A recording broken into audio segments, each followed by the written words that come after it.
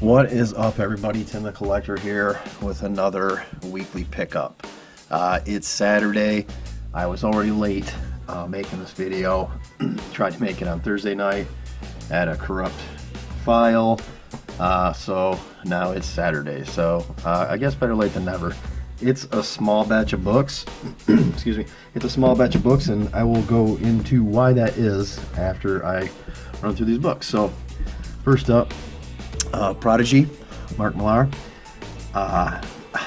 Looked at this book the last couple weeks, and I wasn't gonna pick it up, but it was still sitting there, so I said, what the heck, let's grab it, let's see what it's all about. Next up, Infinite Dark, issue 3. This has been a really good sci-fi horror type of story. This individual is the security officer on this ship. The ship is basically like a small planet almost, and they have to go to a section of the ship that has been blacked out, closed down. There seems to be some monster type of activity going on, and they need to find out what's going on. It seems like it's got a good horror twist to it. Another Mark Millar this week, Magic. The Magic Order, issue 5. I only got the one cover this week, so I'll have to look and see on that. Justice League Dark 6. Here's the B cover, we'll call it, and the A cover, the Blue Beetle.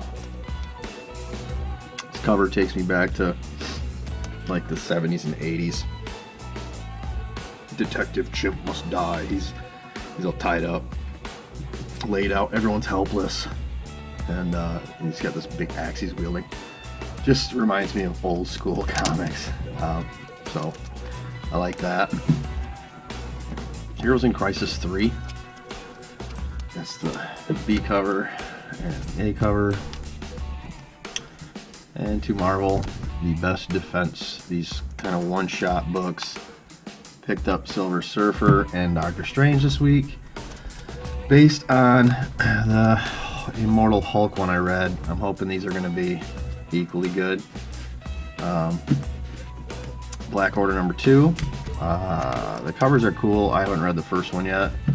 And last but not least, Spider-Man Enter the Spider-Verse. So, this, I've been looking at this for several weeks. My local comic shop will have their ratio variants on top of a side case near the checkout. They had 2 of this. It's a 110, and they had $7 on them. And my local shop is pretty decent on pricing as far as what market is bearing. I don't typically see super great deals on books. You know, I've bought some variants for 40, 50 bucks there. This one was 7.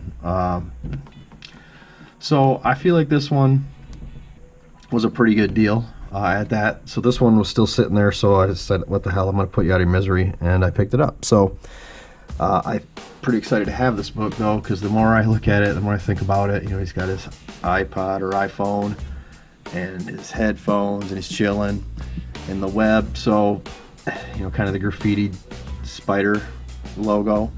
You know, like Miles Morales is hot for a reason. You know, well, let's be honest. 40-something-year-old men going and buy Peter Parker Spider-Man books. 16, 18, 20-year-olds probably don't relate to that Peter Parker character and want something that they can relate to a little bit more.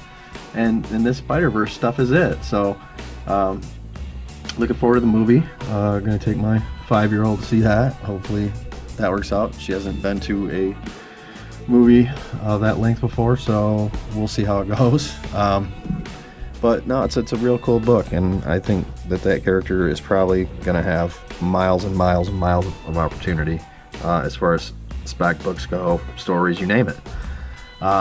So the reason the pile is so small this week is because I I placed an order with Discount Comic Book Services online.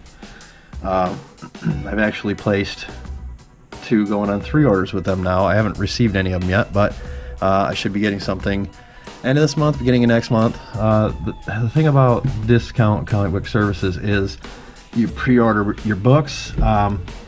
They're obviously, you're going to get them after everybody else because they don't ship until they get your full shipment if you do just a single ship.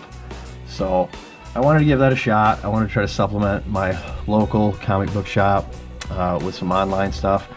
They're 40-50% off in some cases on the standard books, but again, you do have to wait.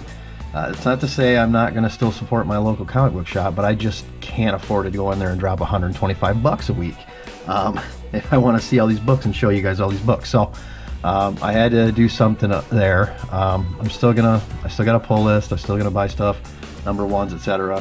I just can't fork out that kind of dough, though. It's crazy, especially when you get these $4.99 books or $7.99, $9.99, all that kind of stuff. So I can't do it. So let me know your thoughts on that, what you think, if you've used the service, how you feel about it. Is it sacrilege that I'm doing that? What do you think? What are your thoughts? All right, peace out.